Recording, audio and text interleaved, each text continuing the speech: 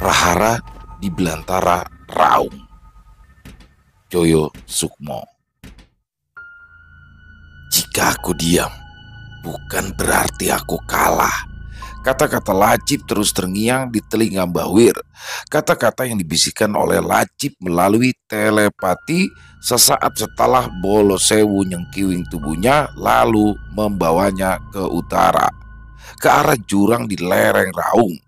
Mbah Wir merasakan kalimat yang diucapkan Lacip penuh amarah dan kebencian.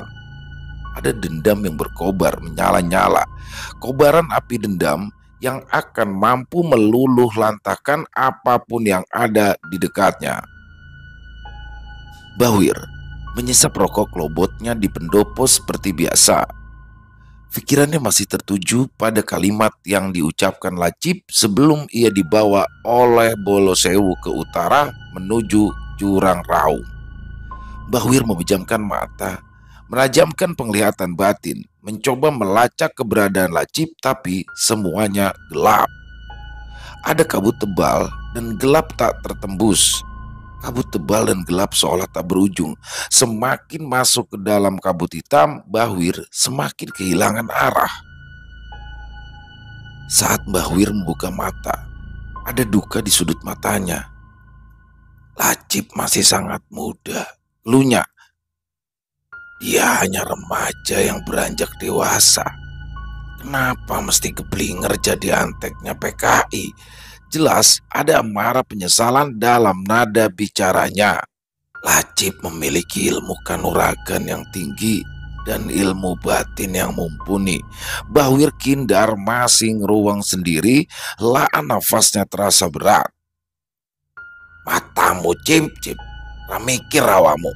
Tiba-tiba Mbah Wir mengupat keras hampir berteriak. Hatinya resah. Lacip begitu menyita perhatiannya. Harusnya aku senang. Lacip yang begitu menginginkan nyawaku dan nyawa seluruh keluarga Ndoroku telah dapat kusingkirkan. Tapi nyatanya aku begitu gelisah. Aku tidak pernah tenang sejak Lacip dibawa ke jurang oleh Bolo Sewu. Sekuat apapun, Mbah Wir berusaha menepis rasa kehilangan dan rasa bersalah. Tetap saja ia merasa sangat kehilangan dan merasa bersalah. Harusnya aku bisa menyelamatkan lalu membimbingnya menjadi manusia yang lebih baik.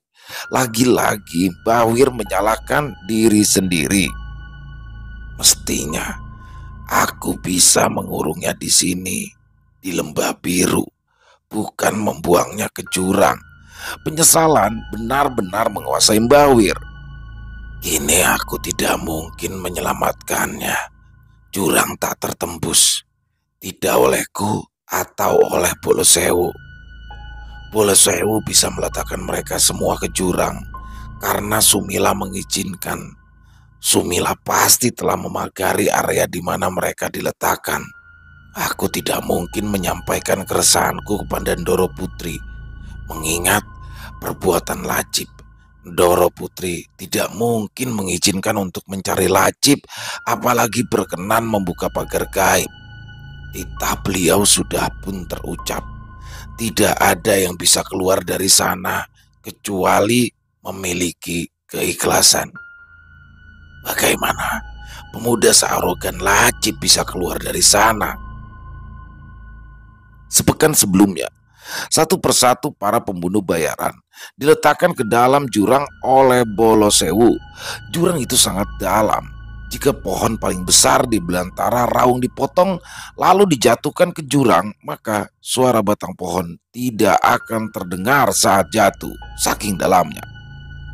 Dari cerita turun-temurun dari leluhur, jurang sesungguhnya sebagai tameng dan penyelamat bagi orang-orang yang tinggal di sebelah timur selatan Raung. Jika Raung Dandan mengeluarkan lahar, maka lahar akan mengalir lewat jurang hingga tidak akan meluber ke perkampungan. Lahar akan berjalan dengan tenang menuju muara. Muaranya adalah Laut Selatan. Di dalam jurang ada air terjun. Dari air terjun mengalir membentuk sungai. Sungai ini mengairi ribuan hektar sawah dan kebun hingga Laut Selatan melewati Lembah Biru. Sekarang Sungai dari air terjun menjadi sumber air bagi jutaan warga di bawahnya, disalurkan melalui pipa ke desa-desa dan kota-kota di sekitarnya, baik yang dibangun oleh swasta maupun pemerintah. Untuk mencapai air terjun, harus menembus pekatnya belantara raung, lalu membuat jalan sendiri menuruni jurang. Jika ingin menuju air terjun, mesti membawa peralatan lengkap dan memadai, karena jika tergelincir maka nyawa taruhannya. Setelah menuruni jurang, harus menyeberangi sungai berkali-kali, melewati banyak air terjun yang lebih pendek. Air terjun ini juga terbentuk dari air terjun inti, air terjun yang paling tinggi. Bagi yang memiliki keberanian, bisa menaiki tebing, mencapai gua di balik air terjun yang paling tinggi. Di sana juga ada banyak air terjun kecil-kecil yang sangat indah. Dari keterangan orang-orang yang pernah ke sana dan pengalaman pribadi, saat kita menyeberangi sungai, hitungan berbeda antara orang satu dengan lainnya. Ada yang mengatakan menyeberang 7 kali, ada yang mengatakan 11 kali, ada juga yang bilang 17 kali, bahkan ada yang bilang menyeberang 21 kali. Sedikit membingungkan. Para pembunuh bayaran diletakkan di bagian terdalam dan terasing dari jurang, bagian yang tidak pernah terjamah oleh manusia, sisi paling gelap dari jurang. Lembah Biru 1962. Bahwir masih terus berusaha melacak keberadaan Lacip, namun tak tertembus, semuanya gelap. Bahwir seperti berada di dalam jurang yang gelap, kabut tebal yang melingkupi jurang seperti tidak berujung. Selalu semedinya mental, tidak mampu mencapai dasar jurang. Bahwir seolah dilempar keluar sebelum bisa mencapai dasar jurang. Terpental bangun dari semedi, namun Bahwir tidak berhenti mencoba. Terus melakukannya hingga hari ke-41. Sumila menemui Bahwir dalam semedinya. Sumila datang bersama Macan Putih di sampingnya. Macan Putih yang biasa menunggu gerbang Masjid Wetan. Macan Putih itu sempat dilukai oleh Lacip, sepertinya sudah pulih. Bangun. Suara Sumila pelan, berwibawa, bernada perintah. Bahwir membuka mata lalu berdiri. Tubuh halusnya keluar dari raga, sementara raganya masih duduk bersila. Bahwir langsung menekuk lutut ketika sudah berada di depan Sumila. Saya mohon maaf, beribu maaf Ndoro Putri, karena saya telah lancang mencari Lacip. Bangunlah, Mat. Serta merta Bahwir berdiri. Sumila menyerahkan sebuah bungkusan berwarna putih. Saat diperhatikan dengan seksama, kain yang dipakai membungkus adalah mori, kain kafan berbentuk segi empat yang semua ujungnya saling dikaitkan seperti gelempok. Bahwir menerima dengan kedua tangan, kepalanya tetap menunduk. Berangkatlah ke utara, kuburlah Lacip, itu segelnya. Para pengikutnya bawalah pulang. Bahwir tampak syok. Cara Sumila memanggilnya menandakan bahwa perintahnya tidak bisa dibantah. Padahal Bahwir berharap bisa membawa Lacip pulang. Malah diberi perintah untuk mengubur dan menyegelnya di dalam jurang. Beberapa detik kemudian Bahwir berucap, "Njen Ndoro Putri, sendiko dawuh." Bahwir berlalu dari hadapan Sumila setelah berpamitan, naik ke punggung Macan Putih. Beberapa saat kemudian Macan Putih berlari bagai angin, menembus gelapnya malam menuju utara, menuju raung. Tampak Sumila duduk bersimpuh tidak jauh dari ragam Bahwir Kindar, belakang sebelah kanan. "Mat, kamu harus sampai jurang malam ini. Jika kau terlambat, nyawa orang-orang para pembunuh bayaran tidak akan tertolong." Bahwir mendengar Sumila berbisik di telinganya. "Njen Ndoro Putri, sendiko dawuh." Jawabnya singkat. Bahwir memeluk leher Macan Putih berbisik, "Aku akan berlari saja, supaya kau bisa berlari lebih cepat." Macan Putih mengangguk. Setelah itu Bahwir meloncat dari punggung Macan Putih, lalu melesat bagai angin meninggalkannya. Macan Putih juga melesat menguntit di belakang Bahwir. Beberapa saat kemudian keduanya sudah melewati hutan pinus, lalu perkebunan cengkeh, dan mulai memasuki belantara. terus masuk ke dalam belantara, hingga akhirnya keduanya berhenti di atas jurang. Keduanya mangguk-mangguk, berdiri bimbang di atas jurang. Sesungguhnya Bawir tidak tahu jalan masuk jurang. Piye caraku melepuh jurang? Batinnya ingin sekali bertanya pada macan putih, tapi canggung untuk mengatakan. Detik berikutnya mata Mbah Wir membulat sempurna, bibirnya refleks berteriak. Macan putih mendorong tubuh Mbah Wir masuk ke dalam jurang, lalu dia sendiri juga meloncat. Keduanya melesat bagai roket menuruni jurang. Mbah Wir jatuh ke tanah basah, merasakan seluruh tubuhnya remuk sebelum akhirnya semuanya menjadi gelap. Sementara macan putih juga terkapar di sampingnya, tidak bergerak.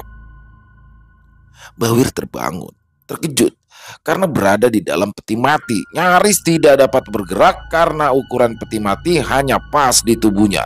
Bagian atasnya saja yang masih memiliki ruang. Samping kiri kanan benar-benar kepres. Mbah Wir mendorong tutup peti mati, tapi sangat berat. Sekuat tenaga Mbah Wir berusaha mendorong, tetap tidak bergeming. Mat, bukalah bungkusan yang aku berikan padamu tadi. Pahami isinya. Suara Sumila mengagetkan Mbah Wir. Panik membuka bungkusan yang tadi diberikan Sumila. Sebuah buku, ucapnya bingung. Di sampul buku tertulis Joyo Sukmo. Tertulis dengan menggunakan tinta merah darah dengan huruf Jawa kuno. Mbah Wir tertegun beberapa saat, kemudian membukanya. Sebuah tulisan terpapar di halaman paling depan. Ayo podo eling tiniling, merga urip kuwi gak asing saka ala tinala. Wong salah rarumangsa pangeran siji, ati siji, sukma siji, urip ya mung kaping siji. Sabar digarne, karep diantepne, jutek disirepne. Karo lingsire pikir kang mateng, uga weteng kang anteng. Urip diantepne, jagat muter seser. Kuwi sejatine keikhlasan. Mbah Wir tertegun, berusaha memahami setiap kata dari kalimat yang terangkai indah di halaman paling depan. Aku sudah pernah membaca banyak buku, bertemu dengan banyak orang baik, bahkan dengan orang-orang terbaik di bidangnya. Namun, aku belum pernah mendengar mereka mengartikan keikhlasan dengan bahasa yang sangat indah, begitu detail. Mbah Wir kagum bercampur bingung dengan setiap kalimat yang tertera di halaman paling depan di dalam buku yang sedang dipegangnya. Berusaha mencari kata yang sepadan dengan setiap kata yang tertera, pelan-pelan mulai memaknai. Di dalam hati terus bersyukur karena diberi kesempatan membaca buku tersebut. Ayo podo eling teniling mergo urip kuwi gasing saka ala tinala. Mari kita saling mengingatkan karena hidup tidak jauh dari saling menjelekkan. Wong salah rarumangsa pangeran siji, ati siji, sukma siji, urip yo kaping siji. Orang yang berbuat dosa tidak merasa bahwa Tuhan satu, hatinya satu, sukma satu, hidup juga hanya sekali. Sabar digarne, karep diantepne, jutek disirepne, karo lingsire pikir kang mateng, uga weteng kang anteng, jagat muter seser. Urip diantengne kuwi sejatine keikhlasan. Mbah Wir terdiam beberapa lama karena lagi-lagi terkagum dengan setiap kata yang tersusun. Setiap kata memiliki makna yang luas. Sabar digarne. Mbah Wir mengulang-ulang kata digarne, jelas sedang berpikir keras. Digarne maknanya dimekarkan. Tapi sepertinya bukan itu maksudnya. Setelah beberapa lama, akhirnya Mbah Wir menemukan kata-kata yang tepat dan sepadan. Sabar diluaskan. Maksudnya kesabaran yang tanpa batas. Kemudian berlanjut pada kata-kata berikutnya. Mbah Wir manggut-manggut, tapi saat sampai pada kalimat Lingsire pikir Kang Matang. Bahwir di sini kembali tertegun. Beberapa saat kemudian, Bahwir kembali manggut-manggut, terus membaca dan memaknai kata demi kata, membuatnya seolah sedang berada di tempat yang asing, lupa bahwa sedang terkurung di dalam peti mati. Lingsire pikir Kang Matang, tegese kudu iso sumeleh. Legowo untuk bisa sumele memang harus memiliki kesabaran yang luas, memiliki ketetapan hati, karep diantepne. Jika sudah bisa melewati fase ini, maka akan sampai kepada weteng Kang Anteng. Weteng Kang Anteng dimaknai sebagai puasa. Puasa atau poso artinya ngepos neroso, mengendalikan nafsu, bisa menjaga, bisa ngerem, tahu kapan mesti berhenti dan kapan harus terus. Jika fase ini pun telah mampu dilewati, maka akan mencapai puncak kejayaan bahwa jagatmu terseser, artinya bumi itu bulat. Bumi bulat artinya kosong, fana. Dunia ini tidak berarti jika dibandingkan dengan ketenangan, kesejatian hidup, yaitu keikhlasan.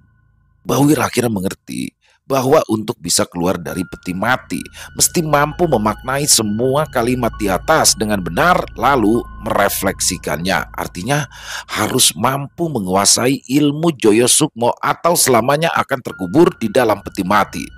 Bahwir terus mengulang kata demi kata, namun tetap saja tidak dapat menemukan makna yang sesungguhnya. Pasti ada yang terlewat, tapi apa? Bahwir terus berpikir keras, terus mencari jawaban dari teka-teki yang sedang mengungkungnya. Nyawa jadi taruhan atas teka-teki dari buku yang sedang dipegangnya.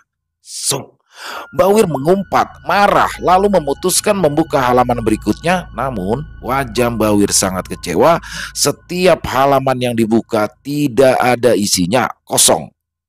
Panik bercampur penasaran, Bahwir terus membuka halaman demi halaman, namun semua halaman sama, kosong. Ada keanehan lain dari buku yang sedang dipegang Bahwir. Halaman buku itu seperti tidak ada habisnya, mesti terus dibuka tapi masih terus ada halaman berikutnya. Bahwir semakin bingung. Di puncak kebingungan, Bahwir mendengar suara Sumila. Jutek disirep nih. Refleks, Bahwir mengulang kalimat tersebut. Jutek disirep nih. Pikiran jelek diredam.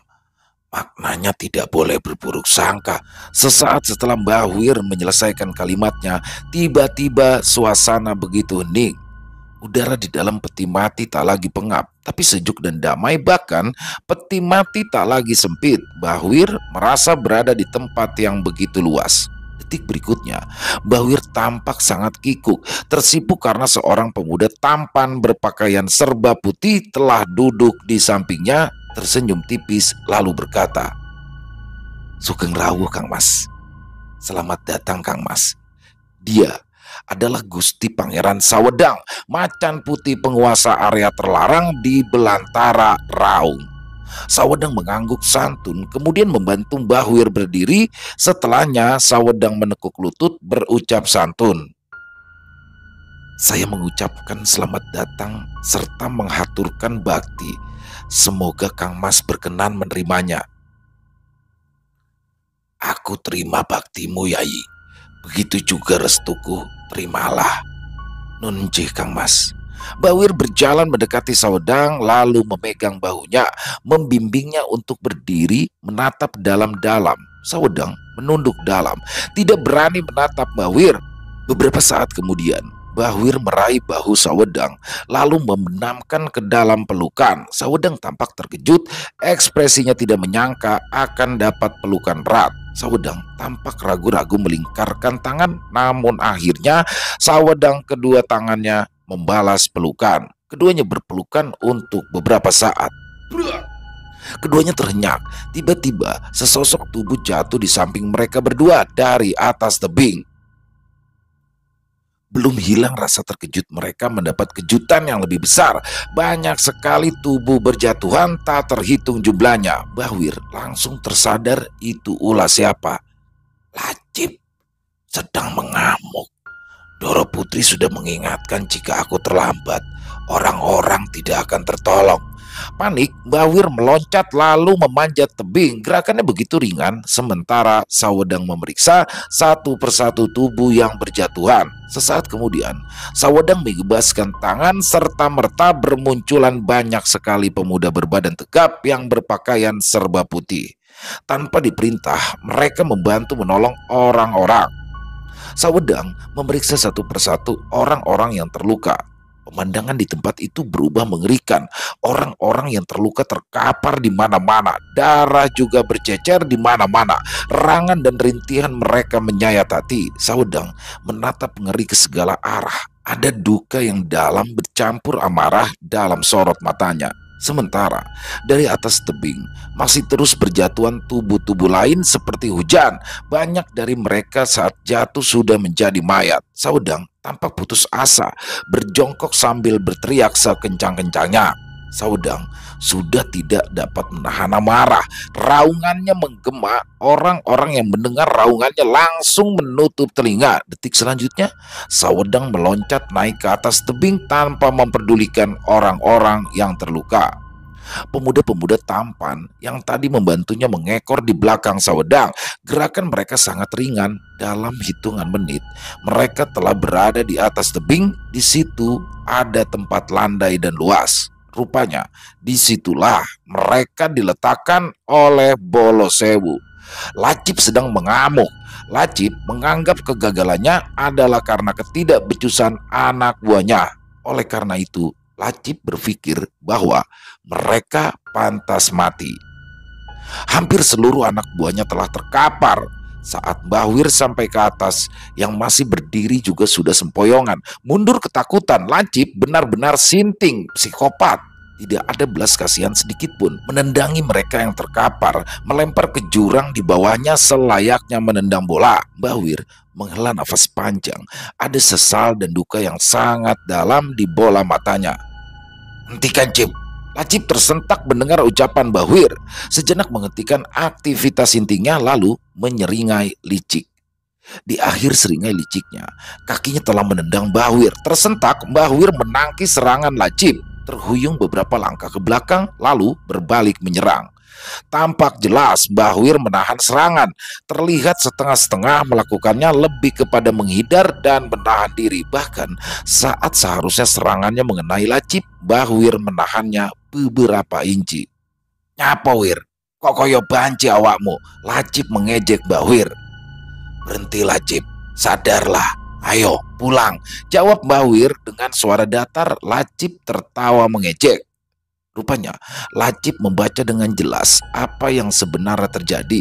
Hatinya juga tahu bahwa Mbah Wir mengkhawatirkan keadaannya. Namun keangkuhan mengalahkannya. Ia berpikir tanpa bantuan Mbah Wir bisa keluar dari sana, padahal sepekan lebih sebelumnya dia telah mencoba, tidak pernah berhasil.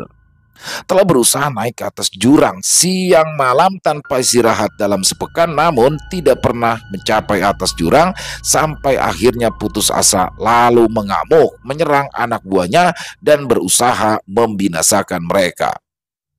Pertarungan antara Mbah Wir dan Lacip masih berlangsung saat Sawedang dan anak buahnya sampai atas. Sawedang tahu bahwa Mbah Wir menahan diri. Sawedang sangat mengkhawatirkan Mbah Wir sesungguhnya karena Sawedang tahu hal ini akan dimanfaatkan oleh Lacip. Kang Mas masih saja seperti dulu, terlalu tidak tega terhadap. Belum lagi selesai dengan apa yang diucapkannya, tiba-tiba Mbah Wir sudah terkapar di hadapannya. Pukulan telak milik Lacip mengenai dadanya. Sawedang langsung berjongkok menolongnya. Mbah Wir muntah darah. Sawedang yang memang sejak dari bawah sudah sangat marah semakin tidak dapat mengendalikan diri. Dia memberi isyarat kepada anak buahnya untuk mengurus Mbah Wir. Sawedang langsung bersila, jelas penuh amarah. Wajah tampannya merah padam. Sebelum memejamkan mata, menghela nafas panjang berulang, menata emosi perlahan tapi pasti, wajah tampan Sawedang berubah tenang dan teduh seteduh laut selatan. Beberapa saat kemudian, Terlihat Sawedang berdiri, meninggalkan raganya. Dia melakukan beberapa gerakan, mengibaskan tangan kanan. Bam! Sebuah peti mati tiba-tiba meluncur deras dari atas tebing, mendarat dengan keras di hadapan Sawedang. Detik selanjutnya, Sawedang menendang dengan keras peti mati di hadapannya.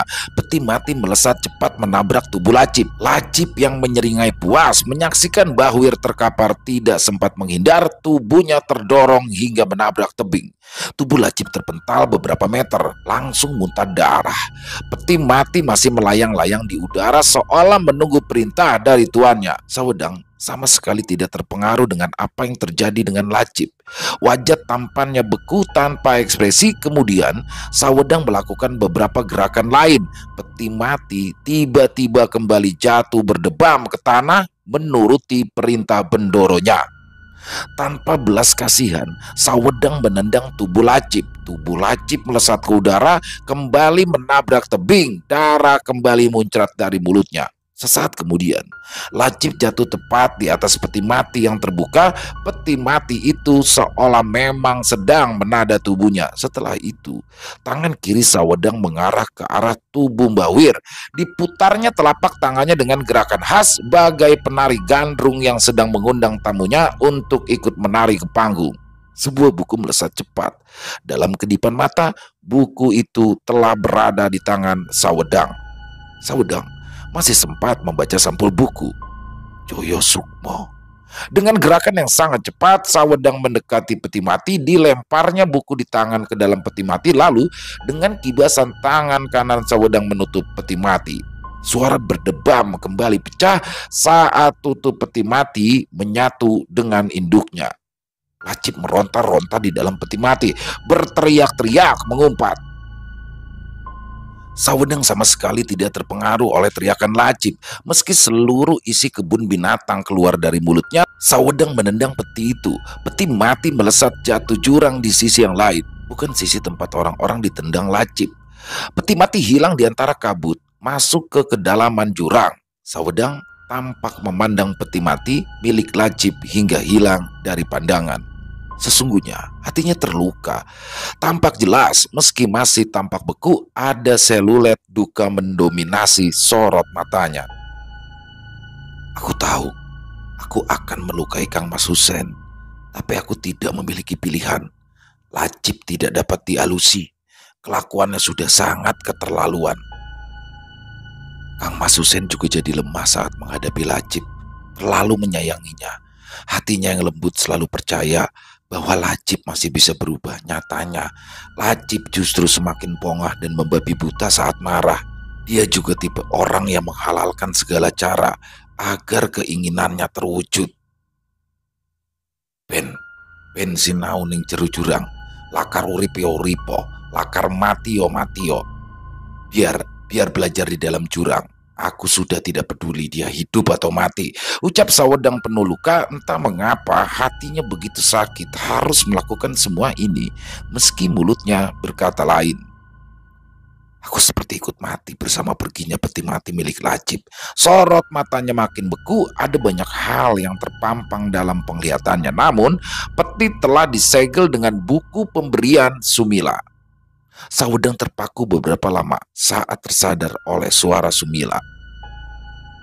Yayi Sawedang, tolong kau bawa ke atas Kang Masmu. Aku tunggu di atas. Nje Gusti Putri, sendiko dawuh, jawab Sawedang sambil membungkuk santun seolah Sumila ada di hadapannya. Setelah itu, Sawedang berjalan mendekati raganya, lalu tubuh halusnya kembali menyatu dengan raga, kemudian mendekati tubuh Bahwir, menempelkan jari telunjuk dan jari tengah pada leher dan pergelangan tangan Bahwir, memeriksa denyut nadi. Sawedang menghela nafas berat. Sekarang ia mengerti kenapa Sumila segera paring titah saat Sawedang berasyik masuk dengan kesedihan. Keadaan Bahwir memang mengkhawatirkan. Sawedang langsung memanggul tubuh Bahwir. Sebelum meninggalkan tempat itu, ia memerintahkan anak buahnya untuk membawa naik ke atas semua orang yang ada di dasar jurang. Bawa mereka semua naik ke atas. baik yang hidup maupun yang sudah meninggal. Sawedang mengibaskan tangan kanannya, serta merta ada jalan setapak yang berbentuk seperti tangga. Kakinya berlari ringan menaiki tangga. Tangga itu ada 7 tingkat berbentuk zigzag hingga sampai ke atas jurang. Di pinggirnya ada pagar terbuat dari bambu, dibalut oleh kain mori atau kain kafan tipis yang transparan hingga bambu di dalamnya terlihat jelas. Anak buahnya memanggul orang-orang yang terluka, mengikutinya dari belakang. Suasana yang tadi senyap berubah drastis, tampak kesibukan yang luar biasa di tangga itu. Orang-orang lalu lalang naik turun memanggul mayat, dan orang-orang yang terluka yang tidak bisa berjalan. Yang bisa berjalan tertatih menaiki tangga. Ada juga yang terlihat dipapah. Sawedang sampai di atas jurang, Sumila sudah menunggu di bibir jurang. Sawedang membalikan tubuh Mbahwir di rumputan lalu merobek bajunya. Dada kiri Mbahwir biru memar. Sumila mengulurkan sebuah gulungan berwarna putih. Sawedang mengambil gulungan lalu menggelarnya di samping tubuh Mbahwir. Ternyata itu mori, berbentuk seperti selendang saat digelar memanjang. Kemudian Sawedang melangkah mundur, berdiri tak jauh dari tubuh Mbahwir yang terbaring seperti mayat. Bondo tangannya dilipat ke belakang. Sumila mendekati mori lalu bersimpuh. Mori dan tubuh Mbahwir ada di hadapannya. Sumila membetulkan letak duduknya, kemudian menutup mata, meletakkan tangan kanan di depan dada. Beberapa saat kemudian Sumila menyentuh lembut mori di depannya. Tangannya sangat berhati-hati menyentuh mori, seperti takut menyakiti. Hampir sepeminuman teh telah berlalu ketika tiba-tiba Mbahwir muntah darah. Anehnya, mori itu tiba-tiba menghitam. Sumila membuka mata, wajahnya terlihat pucat, kelelahan. Detik selanjutnya, Sumila berdiri, sempoyongan. Belum sempat berdiri dengan sempurna, tubuhnya lunglai, lalu terkapar dan tidak bergerak lagi. Sawedang yang berdiri tidak jauh dari sana geragapan berusaha meraih tubuh Sumila, namun sayang sudah terlambat. Semuanya memang terjadi begitu cepat. Sawedang menghela nafas berat saat ia memeriksa urat nadi Sumila. Kehabisan tenaga, hanya perlu istirahat, ucap Sawedang kemudian. Sementara suasana di sekitar Sawedang mulai ramai. Orang-orang yang tadi mengekor di belakangnya sudah mulai berdatangan. Sawedang melambaikan tangan kepada salah satu dari mereka. Salah satu pemuda yang berpakaian putih mendekat lalu mengangguk santun. Tutup gerbangnya. Saat semua sudah naik ke atas, kita hanya memiliki waktu hingga besok. Besok lancip akan terlepas dari segelnya. Sekarang bawakan aku kereta kuda. Aku harus membawa Kang Mas Husen dan Doro Putri Sumila ke Lembah Biru. Nggih Gusti, sendiko dawuh. Pemuda itu melesat meninggalkan Sawedang setelah mengangguk santun. Setelah beberapa lama, ia pun kembali bersama kereta kuda. Sawedang sedang ngembeni atau mengitari tempat itu dengan kain mori. Jangan ada yang keluar dari kemben yang sudah kupasang sampai aku kembali. Yang sudah meninggal tolong disucikan dan dikafani, lalu masukkan ke dalam peti mati. Yang masih hidup rawat baik-baik. Injih Gusti, sendiko dawuh. Pemuda itu undur diri. Sawedang mengangkat tubuh Mbahwir, dibaringkan di dalam kereta yang sudah disiapkan. Setelah itu Sawedang juga mengangkat tubuh Sumila lalu membaringkan di samping Mbahwir. Sebelum meninggalkan keduanya, Sawedang memberikan totokan di beberapa bagian tubuh Sumila. Sawedang tersenyum. Ngapunten Gusti Putri, kalau tidak ditotok aku nanti panjenengan salahkan karena menidurkan panjenengan berdampingan dengan Kang Masku. Mengobati saja pakai kain kafan, apalagi ditidurkan berdampingan, bisa panjenengan bakar rumahku. Sawedang memang memberi totokan Sumila agar terus tertidur. Selain takut menerima kemarahan Sumila, itu juga bertujuan agar Sumila beristirahat. Dengan tidur yang cukup, tenaganya akan segera pulih. Sawedang telah berada di atas kereta, duduk sebagai kusir. Sesaat kemudian menyentak tali kekang kuda. Kuda berlari menyeret kereta bagai terbang, menembus pekatnya belantara raung.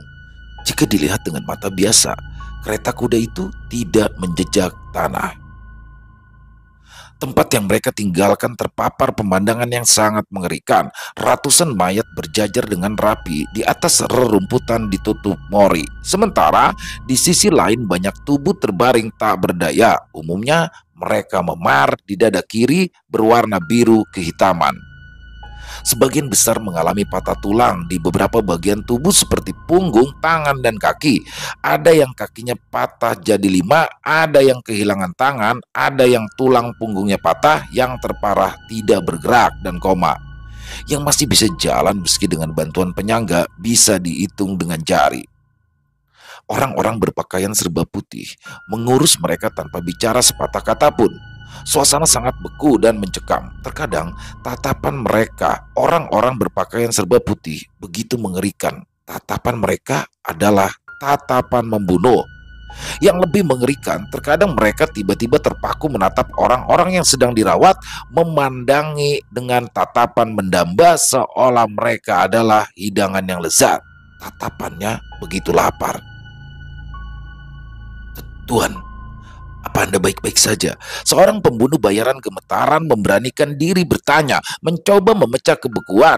Ia merasa sangat terancam karena laki-laki yang sedang merawatnya menatapnya dengan tatapan membunuh seolah ingin mencabik-cabik tubuhnya lalu menikmati dagingnya. Laki-laki itu tergagap dan menggeleng pelan. Siluet kemarahan jelas tergambar di bola matanya. Meski berusaha ditekan, sepertinya ia mengerti bahwa laki-laki yang sedang dirawatnya merasa terancam. Apa Gusti Pangeran Sawedang akan kembali malam ini? Masih gemetaran, pembunuh bayaran itu kembali bertanya. Entah ide sinting dari mana ia bertanya tentang Sawedang.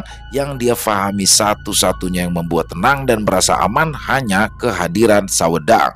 Saat Pangeran Sawedang tidak ada di sana, mereka merasa nyawanya selalu terancam. Laki-laki berpakaian putih lagi-lagi tidak menjawab, hanya kembali menggeleng. Namun ada yang berubah dari sorot matanya. Mata yang tadi nampak marah berubah beku. Sang pembunuh bayaran sudah tidak berani bertanya apa-apa lagi. Wajahnya tampak putus asa. Kemben yang dipasang Sawedang sesungguhnya adalah pertanda yang sangat jelas bahwa para pembunuh bayaran tidak dapat keluar dari area kecuali dengan izin mereka, sekaligus pelindung yang sengaja dipasang untuk melindungi mereka dari keganasan belantara. Karena sesungguhnya Sawedang tidak percaya sepenuhnya dengan anak buahnya. Namun pelindung itu begitu tipis, bisa saja salah satu dari mereka menyeret pembunuh bayaran keluar dari area yang dikembeni lalu mencabik-cabik tubuh para pembunuh bayaran dan menjadikan santapan lezat. Laki-laki yang tadi bertanya kepada pemuda yang merawatnya, tubuhnya menggigil membayangkan hal itu. Ia dicekam kengerian dalam diam, meringkuk di tempatnya tanpa mampu untuk sekedar mengeluh. Keputusan Sawedang meninggalkan mereka demi membawa pulang Bahwir dan Sumila adalah keputusan yang salah. Ada yang tidak dihitung, yaitu anak buahnya yang sebetulnya juga tidak nyaman dengan kehadiran manusia di wilayahnya. Hampir separuh belantara Raung sudah ditinggalkan. Ketika Bahwir membuka mata, mencoba memahami apa yang sebenarnya terjadi, setelah beberapa lama Bahwir menyadari sedang ada di dalam kereta milik Sawedang. Bahwir langsung duduk, menatap Sumila yang tertidur di sampingnya lalu beringsut memegang punggung Sawedang. Sawedang sangat terkejut. Refleks, ia menghentikan kereta, menoleh ke belakang tersenyum tipis. Saat mata keduanya bersitatap, Bahwir melihat kekacauan yang sedang terjadi. Panik, Bahwir meloncat ke arah depan, duduk di samping Sawedang, langsung menarik tali kekang kuda, menghentaknya dengan arah putar balik. Ragu-ragu, Sawedang memejamkan mata. Saat membuka mata, Sawedang meloncat dari kereta, lalu melesat dalam sekejap menghilang dari pandangan. Sawedang sampai terlebih dahulu di area yang dikembeni. Situasi yang begitu panas, ada ketegangan dalam bisu yang begitu kuat. Aura hitam penuh amarah, kebingungan sedang mengungkung tempat itu. Sawedang mengibaskan tangan, wajahnya beku, ekspresinya tak terbaca. Tiba-tiba banyak sekali orang yang berpakaian serba putih yang terpental lalu lari tunggang langgang meninggalkan tempat itu. Mereka berlari meninggalkan area yang dikembeni. Yang lain berlari ke arah Sawedang langsung menekuk lutut. Bangun, pulanglah. Maafkan aku yang telah memberi Anda semua beban yang tidak seharusnya, ucap Sawedang beku. Mereka berdiri mengangguk santun kemudian berlalu. Ada beberapa orang yang masih berlutut, Tidak berani bangun, mereka tetap menunduk. Tanpa berkata apa-apa, Sawedang membuat garis melingkar dengan jari telunjuk. Garis berwarna keemasan tampak muncul melingkari mereka. Aku akan berurusan dengan kalian.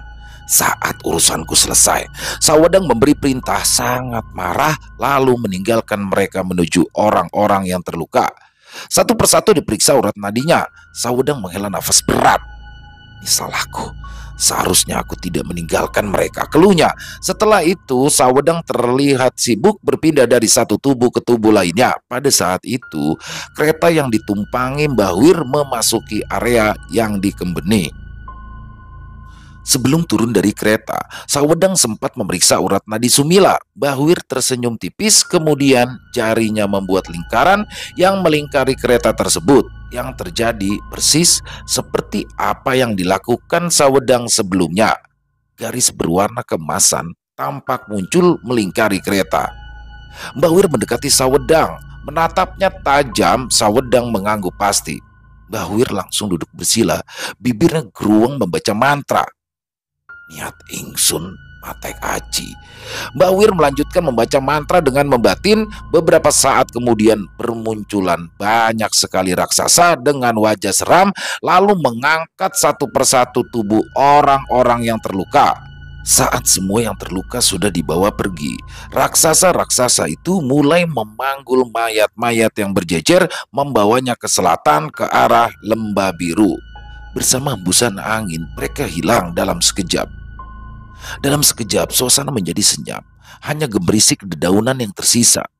Mbah Wir membuka mata, lalu melesat setelah berpamitan kepada Sawedang. Malam itu akan menjadi malam yang panjang buat mereka.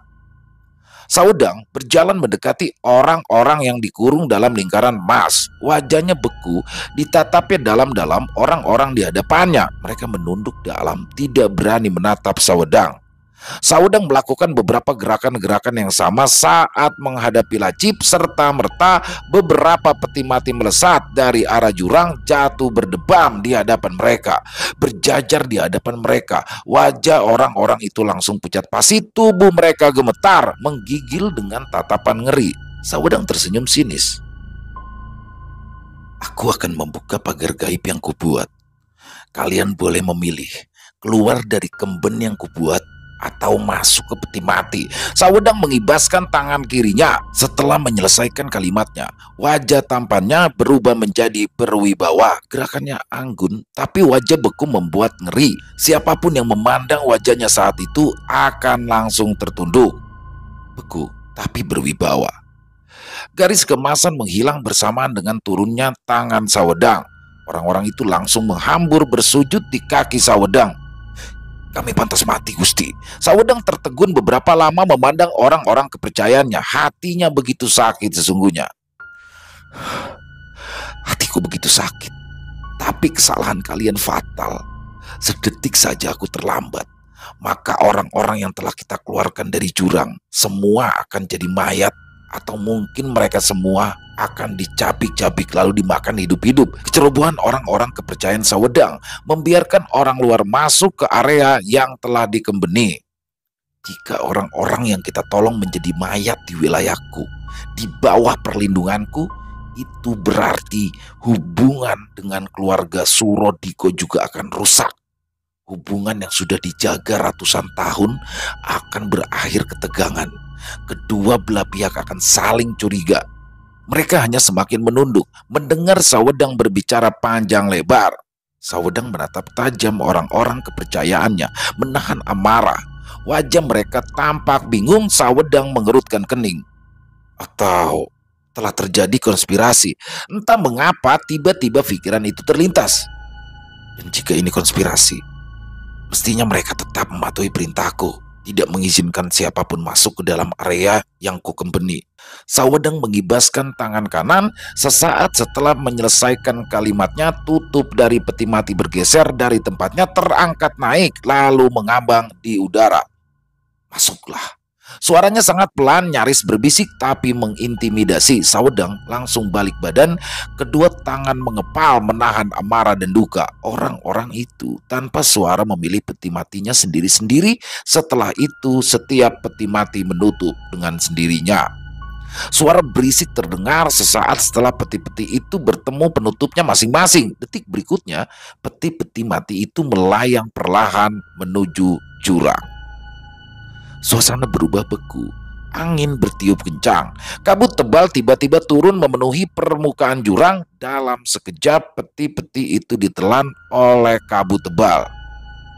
Jika kalian tidak bersalah, kalian akan terbebas di hari ke-41. Namun, jika semua ini adalah pengkhianatan, maka kalian akan jadi penghuni jurang selamanya. Kalimat demi kalimat yang diucapkan Sawedang penuh luka. Sawedang teramat sangat menyayangi orang-orang kepercayaannya. Mereka telah bersamanya hampir sepanjang hidup. Lunglai, Sawedang melangkah mendekati kereta, lalu naik perlahan ke atas kereta. Dihentaknya perlahan tali kekang kuda. Kuda-kuda itu melangkah perlahan seolah mengerti bahwa Ndoronya sedang berduka. Begitulah, antara baik dan buruk, sesungguhnya pembatasnya sangat tipis. Pembatasnya adalah hatimu sendiri. Mergo hatimu sing mutusne. Sawedang tersentak mendengar Sumila lalu menghentikan kudanya dan menoleh ke belakang. Sumila masih terbaring, tertidur karena totokannya. Detik berikutnya, dengan jari telunjuknya Sawedang menyentuh beberapa bagian tubuh Sumila, serta merta Sumila membuka mata, tersenyum tipis. Sawedang membantunya untuk duduk. Matur suwun Yayi, ucap Sumila pelan. Njen Ndoro Putri, menika sampun dados kewajiban kula. Keduanya tampak canggung tanpa diduga oleh Sawedang. Sumila menyentuh beberapa bagian tubuhnya dengan ujung jari telunjuk. Sawedang terkulai. Sumila tampak tersenyum puas, lalu menyambar tali kekang kuda, menyentaknya. Kuda berlari bagai terbang menembus pekatnya belantara raung menuju lembah biru.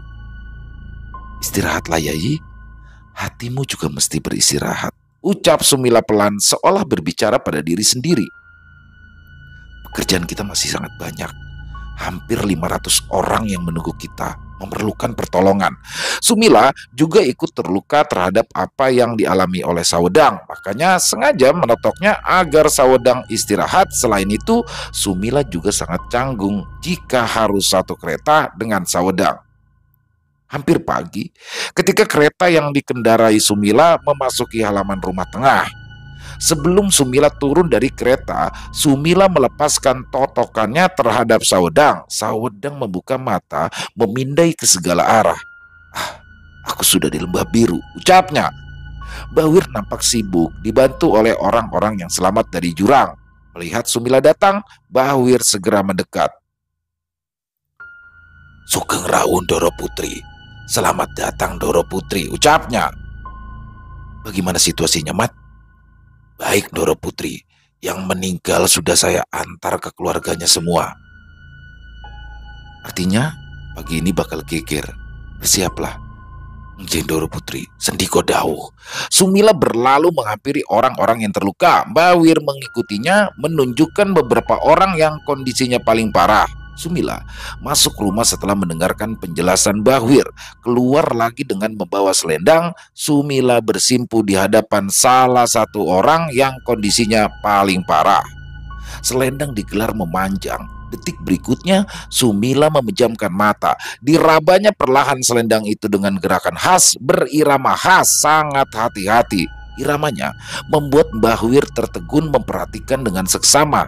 Untuk pertama kalinya Bawir faham setiap gerakan. Aku juga mesti ikut menolong mereka, batinnya. Orang yang terbaring lemah tak berdaya di hadapan Sumila tiba-tiba terbatuk, muntah darah. Darah kental kehitaman keluar dari mulutnya. Sumila meraih leher laki-laki itu, berbisik di telinga. Keluarkan semua, Le. Sebagian darah muncrat ke tubuh Sumila. Tak tampak jijik dari raut muka Sumila, malah kelegaan yang tergambar. Sumila tersenyum simpul ketika laki-laki itu telah mengeluarkan semua yang mengganjal di tenggorokan. Kini wajah laki-laki itu lebih seperti orang hidup daripada seperti orang mati. Tadi sebelum muntah darah seperti mayat, sekarang sudah ada tanda-tanda kehidupan. Selanjutnya, Sumila berpindah dari satu orang ke orang lainnya.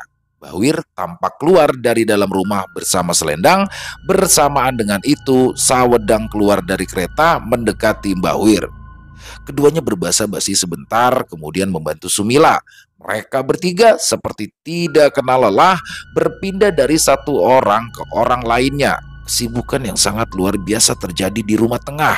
Mereka seolah lupa terhadap duka mereka masing-masing. Pagi itu, di tempat yang berbeda, di Lembah Biru dan beberapa desa serta daerah-daerah sekitarnya, terjadi geger karena warga menemukan mayat yang sudah dikafani di depan rumahnya. Setelah dilihat, itu adalah mayat keluarganya yang telah lama menghilang. Tidak ada yang tahu siapa yang telah mengantar mayat-mayat tersebut. Sementara di rumah tengah, Sumila, Bawir, dan Sawedang masih terus sibuk mengurus orang-orang yang terluka. Hari berganti minggu, minggu berganti bulan. Orang-orang yang sudah sembuh mulai meninggalkan rumah tengah. 3 bulan kemudian, rumah tengah telah benar-benar sepi. Tinggal Bawir sendiri duduk di pendopo sambil menikmati rokok klobotnya. Selesai. Wow, luar biasa kisah dari Nasura 2101. Luar biasa. Ini actionnya dapat, horornya dapat, dan overall keren banget kisahnya. Dan banyak sekali hikmah yang bisa kita ambil dalam kisah barusan. Dan ini poin-poin hikmah yang bisa saya ambil aja ya. Salah satunya adalah yang isi dari buku Joyo Sukmo tadi yang dikisahkan dalam cerita tadi. Jadi Joyo Sukmo itu di situ kalau saya rangkum adalah intinya tentang keikhlasan. Jadi keikhlasan adalah segalanya. Keikhlasan dalam menjalani hidup. Dan memang sulit ya mencapai fase keikhlasan, dan ilmu tertinggi itu dari segala ilmu adalah ilmu ikhlas. Nah, memang sulit, tapi ya termasuk saya sedang belajar untuk mencoba mempelajari keikhlasan ya. Ikhlas dalam arti yang sesungguhnya. Jadi memang harus bisa dibedakan tuh antara rela, pasrah dengan ikhlas tuh kan harus ada perbedaan. Dan ikhlas ini adalah tingkat tertingginya. Keren banget misalnya maknanya, syarat makna ya dalam kisah ini. Terima kasih kepada Nasura 2101. Dan ini sudah dibukukan juga ya. Jadi buat teman-teman untuk Gembolo Geni Bolo Sewu ini sudah dibukukan dan sudah cukup laku ya bukunya. Jadi kalau memang teman-teman ada yang berminat bisa dipesan aja bukunya. Dan buat teman-teman yang mungkin suka baca bisa mengikuti Nasura 2101 di karya karsanya milik Nasura 2101. Terima kasih Mbak Nay, ditunggu lagi kisah-kisah selanjutnya yang pasti tidak kalah serunya. Dan semoga kisah barusan bisa menghibur teman-teman semua, khususnya para pecinta penikmat horor, lebih khususnya kepada para subscriber dari channel Ilo Bercerita. Dan silakan buat yang mungkin punya pendapat lain ya, ataupun punya komentar lain, ataupun hanya sekedar sering menyapa, silakan bisa dituliskan di kolom komentar. Insya Allah kami akan menjawabnya satu persatu. Dan kami mengucapkan terima kasih sebanyak-banyaknya atas dukungan dari seluruh teman-teman, atas kehadiran teman-teman yang tidak pernah absen di setiap harinya. Karena kehadiran teman-temanlah kami selalu semangat berkarya di setiap harinya. Silakan buat yang suka dengan video barusan bisa diklik tombol like-nya ya, tombol jempolnya. Boleh juga di-share dong videonya ke teman-teman yang lain agar juga ikut terhibur.